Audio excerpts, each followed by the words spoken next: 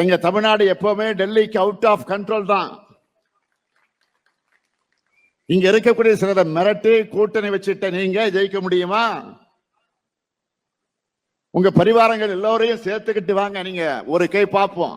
தமிழகம் எப்பொழுதும் out of control என கூறிய முதல்வர் ஸ்டாலின் பேச்சு குறித்து கருத்து தெரிவித்த நாம் தமிழர் கட்சி ஒருங்கிணைப்பாளர் சீமான், முதல்வர் ஸ்டாலின் எப்பொழுதுமே மத்திய அரசின் அண்டர் கண்ட்ரோல் என கூறியுள்ளார். ஒன்றிய உள்துறை அமைச்சர் அமித்ஷா அவர்கள் சொல்றாரு, நாங்க 2026 நாங்க தான் ஆட்சி அமைப்போம் நாடாளுமன்றத்தில் பேசுறாரு. தமிழ்நாட்டுக்கு வந்து அதையே சொல்லிட்டு போயிருக்கிறாரு. நான் அவருக்கு சவாலா ஒன்னு சொல்லிக்க விரும்புறேன். டெல்லியின் ஆளுகைக்கு தமிழ்நாடு என்றைக்கும் அடிபணியாது. அப்படி ஒரு தனி குணம், ஒரு தனித்தன்மை கொண்டவங்க நாங்க. மற்ற மாநிலங்களில் போய் அங்க உள்ள கட்சிகளை உடைச்சு ரைடு மூலமா மிரட்டி ஆட்சி அமைக்கிற உங்க ஃபார்முலா எங்க தமிழ்நாட்டில் வேலைக்காகாது. நீங்க ஏமாற வேண்டாம். 2026 திராவிட மாடல் ஆட்சி தான். எங்க தமிழ்நாடு எப்பவுமே டெல்லிக்கு அவுட் ஆஃப் கண்ட்ரோல் தான். இங்க இருக்கக்கூடிய சிலரை மிரட்டி கூட்டணி வச்சுட்ட நீங்க ஜெயிக்க முடியுமா? உங்க பரிவாரங்கள் எல்லோரையும் சேர்த்துக்கிட்டு வாங்க, நீங்க ஒரு கை பார்ப்போம். நான் கேட்கிறது, தமிழர்களை எப்படியெல்லாம் நீங்க கொச்சைப்படுத்தினீங்க. தர்மேந்திரா பிரதான் அவர்கள் தமிழர்களுடைய நாகரிகம் இல்லாதவங்கன்னு சொல்லிட்டு மன்னிப்பு கேட்டார.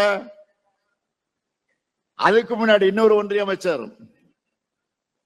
தமிழர்கள் வெடிகுண்டு வைக்கிறவங்கன்னு சொல்லிட்டு மன்னிப்பு கேட்டார். நீங்க என்ன ஒடிசாவில் பேசுனீங்களா?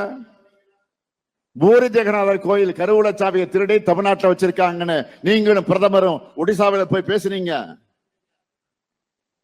தமிழ்நாட்டை சார்ந்த ஐஏஎஸ் அதிகாரி ஒருவர் ஒடிசா மாநிலத்துடைய முதலமைச்சருடன் இருக்கிறார் என்பதற்காக ஒரு தமிழர் ஒடிசாவை ஆளலாமா என்று கேட்டு பிரித்தாளும் சூழ்ச்சி நடத்தினீங்களே, அது மாதிரி இங்க செய்ய முடியாது.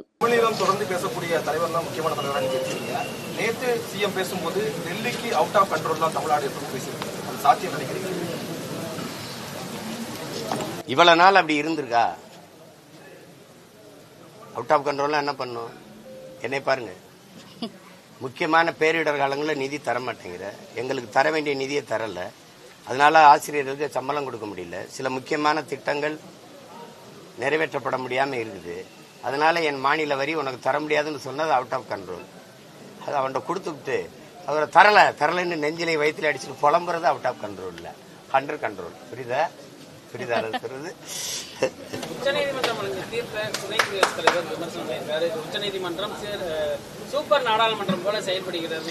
அதை முதலா எழுப்புனது நான் தான். இந்த நிலத்துல 10 ஆண்டுகளா பேசி வர்றேன்.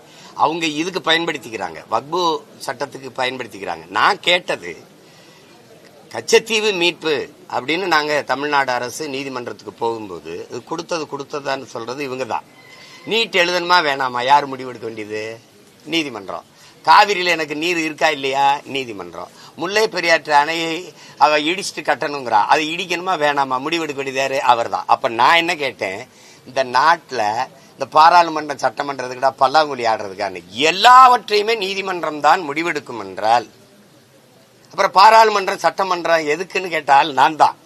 அவங்க இதை இப்ப வக்பு வாரிய சட்டத்துக்கு எதிராக இது பண்றாங்க. ஆனா அவங்களுக்கு ஆதரவா சொல்லி இருந்ததுன்னு வச்சுக்கிறோங்க, நீதிமன்றம் அருமையான நீதிமன்றம், எதிராக வந்தா என்ன நீ தலையிடுற அப்படின்னு.